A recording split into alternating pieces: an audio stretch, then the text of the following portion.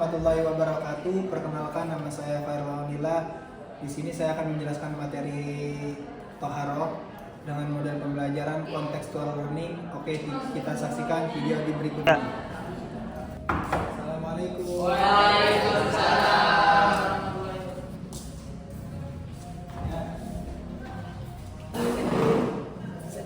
Bismillahirrahmanirrahim. Assalamualaikum warahmatullahi wabarakatuh. Waalaikumsalam warahmatullahi wabarakatuh. Sebelum memasuki pembelajaran hari ini, untuk kelasnya ada?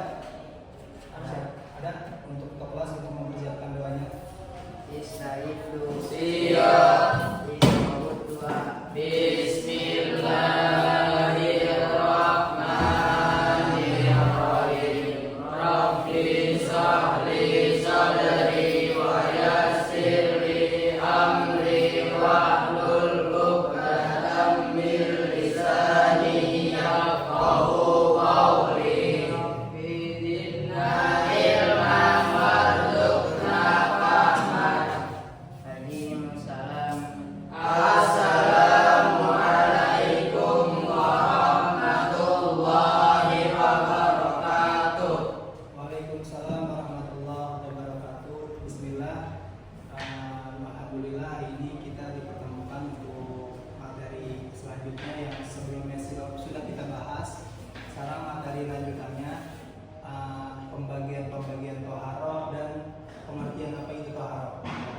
Jadi sebelum memasukin materi, Bapak mau tanya, di sini ada yang nggak masuk atau teman yang sakit atau masuk semua? Masuk semua. Semua, alhamdulillah. Ya. Baik. Jadi sekarang kita akan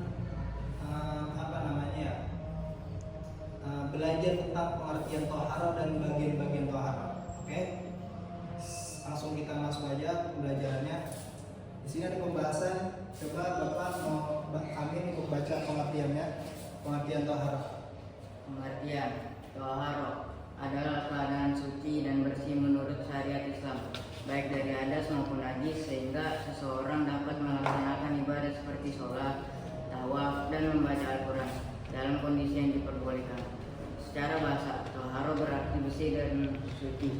Secara istilah, toharoh adalah membersihkan diri dari hadas dan najis sesuai ketentuan syariat Islam.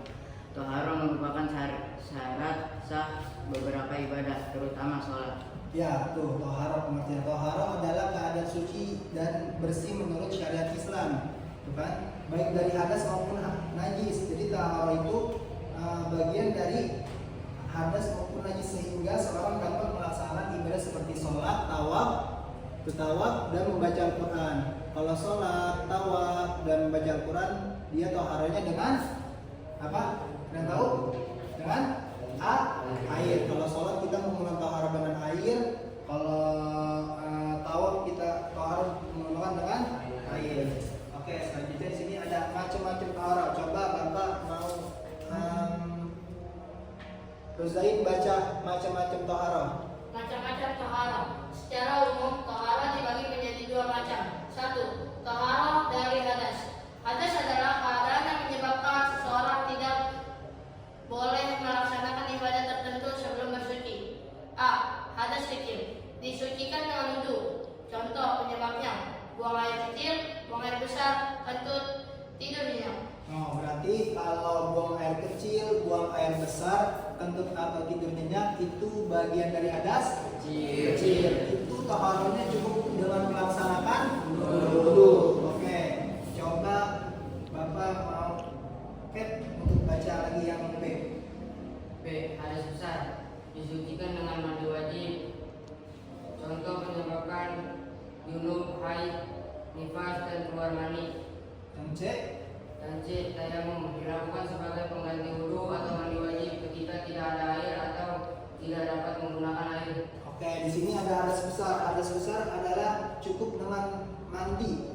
Biasanya hadas besar itu seperti junub ketika kita keluar air mani, haid untuk wanita, nifas, dan keluar mani. Oke, cara membersihkannya itu cukup dengan mandi wajib. Toharohnya membersihkan dengan air saja, dengan mandi wajib. Tayamum yang C, dilaksanakan sebagai pengganti wudhu atau mandi mandi wajib ketika tidak ada air atau tidak dapat menggunakan air. Jadi ketika ada hadas kecil maupun hadas besar, ketika tidak ada air sama sekali, digantinya toharonya membersihkannya dengan tayamum gitu. Oke. Untuk selanjutnya ada macam-macam toharo. Coba Bapak menunjuk pala untuk macam-macam toharo. Macam-macam toharo. 2. Toharo dari najis. Najis adalah benda kotor yang menurut syariat harus dibersihkan. Macam-macam najis. 1. Najis mukhobaba, najis ringan. Contohnya air kencing bayi laki-laki yang belum makan selain nasi. 2. Najis mutawasito, najis sedang. Contohnya darah, nanah, kotoran manusia dan hewan. 3. Najis mughalazo, najis berat. Contohnya anjing dan babi serta turunannya. Oh, berarti di sini macam-macam najis terbagi menjadi berapa? Ayo. Yang pertama najis, yang kedua najis, yang ketiga najis. Oke, contohnya najis muka apa? Yang di sini ada air kencing, laki-laki yang belum makan selain nasi. Yang kedua najis mutawasito, contohnya adalah darah, nanah, kotoran manusia dan hewan. Yang terakhir ada najis mukhalazo, yang berarti contohnya adalah Anjing, babi, serta turunannya. itu. Jadi bagian-bagian najis itu terbagi menjadi 3 macam. Ada 3 tingkatan. Yang pertama mukhobaba, mutawasito, dan mukhalazo. Jadi ada tingkat-tingkatannya. Ada yang ringan, sedang, dan berat. Oke, itu ya. Cara membersihkan najis. Di sini ada cara membersihkan najis mukhobaba. Yang pertama baca. Ayo, siapa yang mau baca? Ayo kamu baca. Najis mukhobaba. Cara membersihkan najis. 1. Najis mukhobaba, najis ringan. Contoh, air kencing bayi laki-laki yang belum berumur 2 tahun dan belum mengonsumsi makanan selain nasi. Cara membersihkannya cukup dengan memercikan air pada bagian yang terkena najis hingga merata. Oh, jadi cara membersihkan najis bayi itu cukup memercikan aja dengan air. Jadi misalnya Anda saudara atau kakak atau orang tua yang masih punya balita, kalau misalnya terkena kencing bayi yang belum mengonsumsi makan makanan berat, cuma ASI doang, dia cuma memakan ASI. ASI itu air susu ibunya, gitu. Dia cukup membersihkannya dengan memercikan airnya aja ke bagian yang najis saja, itu sudah cukup. Karena najis mukhobaba itu termasuk najis yang ringan. Di sini ada najis mutawasito. Coba baca najis mutawasito. Cara membersihkan najis. 2. Najis mutawasito, najis sedang. Contoh darah, nanah, dan kencing orang dewasa, kotoran manusia, dan muntah. Cara membersihkan. 1. Mencuci bagian yang terkena najis dengan air hingga hilang warna, bau, dan rasanya. 2. Jika warnanya atau bau sulit hilang setelah dicuci dengan sungguh-sungguh maka dimaafkan. Tuh, najis mutawasito atau najis sedang. Contohnya adalah darah, nanah, air kencing orang dewasa ya, bukan tadi yang anak balita, kotoran manusia, dan muntah. Cara membersihkannya adalah cukup mencuci bagian terletak najis dengan air hingga hilang warna, bau, dan rasa. Ketika kita kencing di kamar mandi, terus air kencing itu muncrat ke bagian celana kita, di bagian kita misalnya, di bagian sini. Cukup membersihkannya bagiannya aja, bagian najisnya aja. Yang penting syaratnya pertama warnanya hilang, baunya udah nggak ada, rasanya nggak ada. Ketika tiga syarat itu terpenuhi, maka najis itu sempurna. Terus yang kedua, jika warna atau bau sulit hilang setelah dicuci dengan sungguh-sungguh, maka dimaafkan. Contohnya kayak darah nempel di baju warna putih. Terus kita udah usahain, kita udah bersihin, terus kita udah cuci, kita bilas, baunya udah hilang, rasanya udah hilang, tapi warnanya masih ada. Maka kalau kita udah sungguh-sungguh, ketika udah kita cuci benar-benar sungguh-sungguh, nggak hilang, maka najisnya dimaafkan. Terus di sini ada najis mukhalazo, najis yang berat. Coba Maul baca. 3. Najis mughalazo, najis berat. Contoh anjing, babi, dan sesuatu yang berasal dari keduanya. Cara membersihkannya. 1. Mencuci bagian yang terkena najis sebanyak 7 kali. 2. Salah satu dari 7 kali pencucian tersebut harus menggunakan tanah, atau debu yang suci. Berarti kalau kalian terjilat najis-najis yang berat seperti najis anjing maupun najis babi, itu cukup mencuci bagian yang terletak najis sebagai 7 kali. Membersihkannya dengan apa? Dengan tanah atau debu yang ada.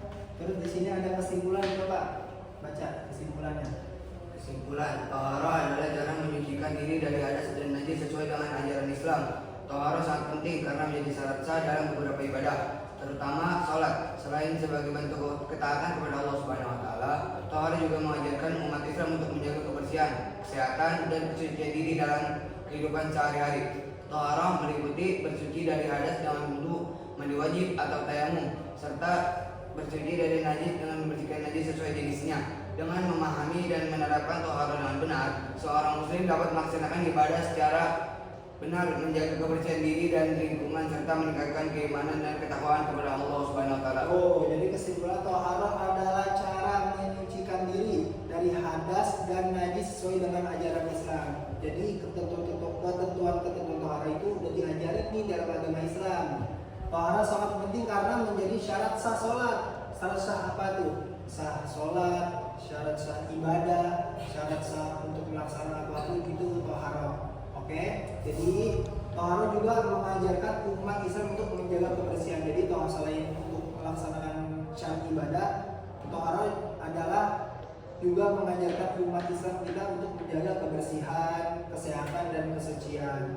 Mungkin pembelajaran untuk hari ini Bapak cukupkan sampai sini. Kalau ada yang mau ditanyakan, tanyakan, bebas mau tanyakan apa saja.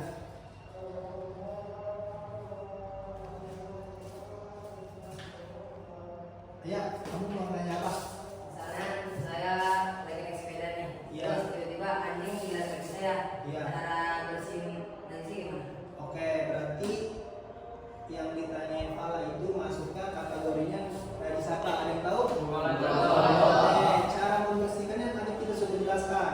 Cara membersihkan najis mukhalaza adalah anjing atau babi. Cara menyucikannya adalah pertama mencuci bagian yang terletak najis sebanyak 7 kali. Jadi kaki kita misalnya terkena jilatan anjing di sini. Cara membersihkannya gimana? Cara membersihkannya yang terkena itu cukup dengan debu. Salah satunya dari 7 kali tersebut harus menggunakan tanah atau debu ya. Suci ya, jadi sebanyak 7 kali dibersihkan pakai debu sebanyak 7 kali gitu. Cara membersihkannya nanti untuk lebih jauhnya lagi, lebih dalamnya lagi nanti Bapak kasih tahu ya. Oke? Ya, mungkin pembelajarannya cukup sampai sini saja. Kurang lebihnya mohon maaf. Assalamualaikum warahmatullahi wabarakatuh. Waalaikumsalam warahmatullahi wabarakatuh. Ya, terima kasih. Assalamualaikum.